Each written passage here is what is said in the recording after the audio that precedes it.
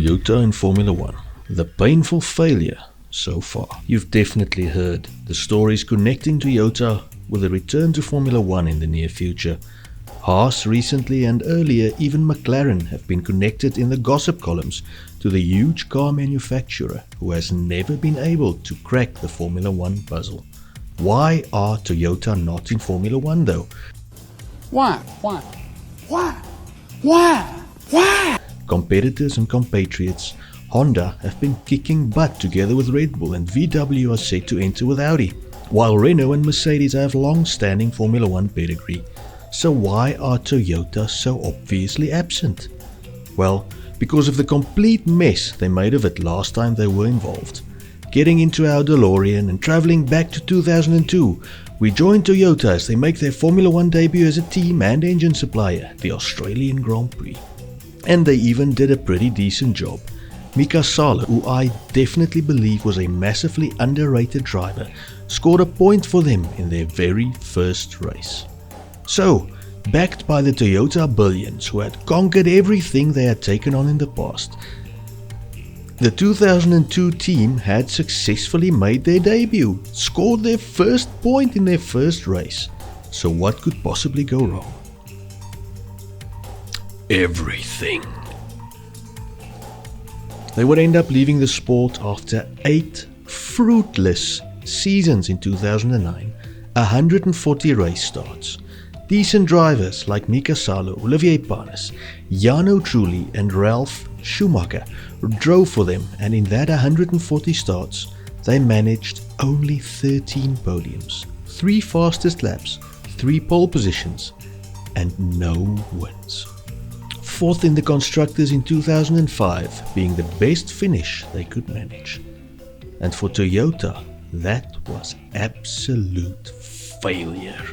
In that 2002 season, where they scored their first points in race 1, they only managed 2 points the whole season. The other point being scored in race 3 in Brazil, also by Mika Salo. For 2003, they shook things up. Alan McNeish and Mika Salo were kicked to the curb, and in came Cristiano de Matta, who won Toyota a Champ Car title, which is basically today's IndyCar, the previous season, and race winner Olivier Panis.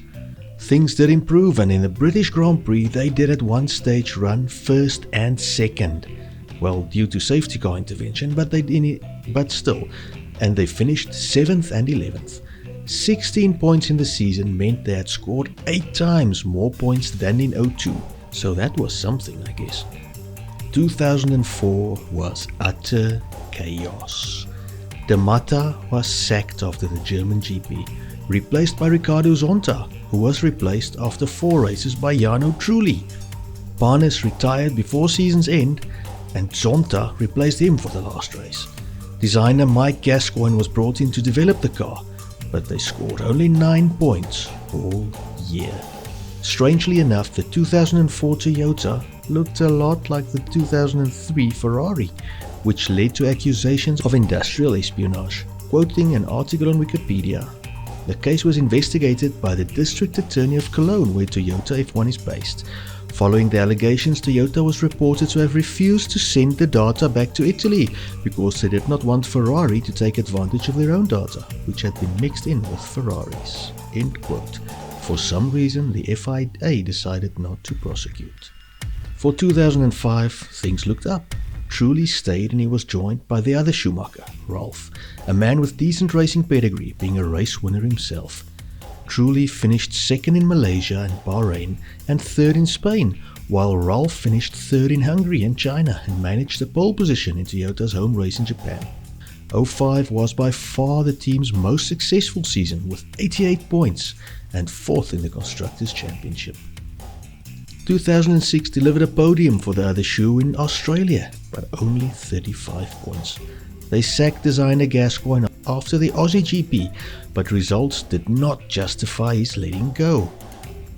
Toyota's bigwigs were now getting impatient. Cash was being thrown at the project, but results were getting worse. For 07 they started supplying engines to Williams as well, but the team were well off the pace. 13 points were the sum of their efforts for the year, and the other shoe was let go. They actually finished behind customer team Williams in the title race. For 2008, reigning GP2 champ Timo Glock came in, and the car was an improvement on the thing they had the previous year, the highlight being Glock's second place in Hungary.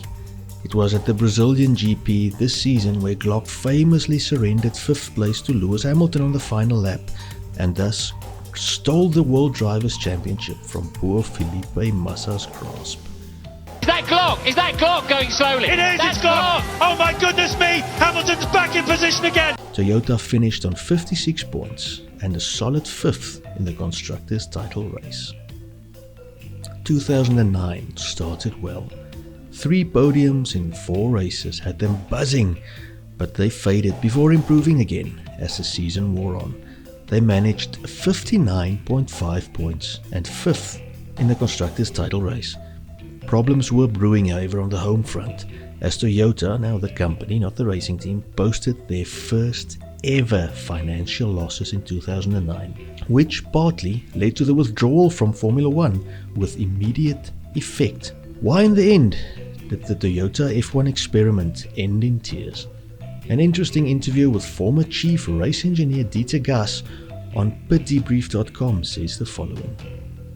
When we didn't perform in 2006, we have not been able to understand what the problem was and thus focus on the weakness and improve it. We were somewhat lost and it took time to catch up again, which we only really managed in 2009, then helped by the double diffuser being one of only 3 teams to run it. I'm sure a victory or even more was possible over the years, but due to different things it did not happen. Examples of this in my view were Spa 2005, Hungary 2009. For sure we haven't been always perfect as a team at the track. Another point worth mentioning was that we as an organization were often too busy with ourselves for a long time, rather than focusing on the job and make things move forward. End quote.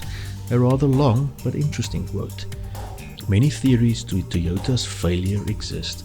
Some claim they underestimated the scale of the Formula One challenge. Initially, Toyota were looking at developing a V12 engined car, but the FIA changed the rules in 2000 to only allow V10 engines, which was said to have set Toyota's entry back for a year. Toyota also tended to point the finger of blame towards their drivers instead of looking at the car, which surely did little for morale, reportedly blaming Mika Salo and Alan McNeish for not braking late enough in early testing and not taking the car's lack of downforce into account. Attempts to sign Alonso and Kimi failed dismally, and drivers were never really safe, as the 04 season showed. The corporate ideology of Toyota was also seen as a major stumbling block to success in the sport, with the team having to operate in the Toyota way, rather than being allowed to adapt to the needs of the sport. Designer Mike Gascoigne helped them achieve some of their highest successes, but in the end was sacked for a dip of results and for not getting along with corporate. Some of their 06 dip was also attributed to corporate switching to Bridgestone against the wishes of the technical team. They spent millions on hiring Michael Schumacher's brother, but it was teammate Trulli who scored their first couple of podiums. In 07, Toyota were beaten by Williams, a team who used Toyota engines, despite being rumored to be spending around $450 million a year in the pre-cost cap era. So it was probably a combination of the above mentioned and other factors which my little mind fails to comprehend that led to the demise of the first coming of Toyota. Have they learned the lessons, or are they doomed to repeat them if the rumored Haas deal goes through? Who knows? Toyota have been a global leader in many fields for a very long time, and I cannot see them having not learned the lessons. But in the same breath, we see Ferrari seemingly endlessly repeating the same mistakes in strategy and decision making, which has kept them without a title since 07. I would love to see Toyota return to the grid, and I would love it even more if they were competitive. Strong teams make for a strong grid and better racing. But what do I know? I'm only a balding old fan who thinks McLaren are the greatest thing since sliced bread. But anyway, thank you for watching. I'm sure you already subscribed, because you are just that cool. Thank you, God bless and goodbye.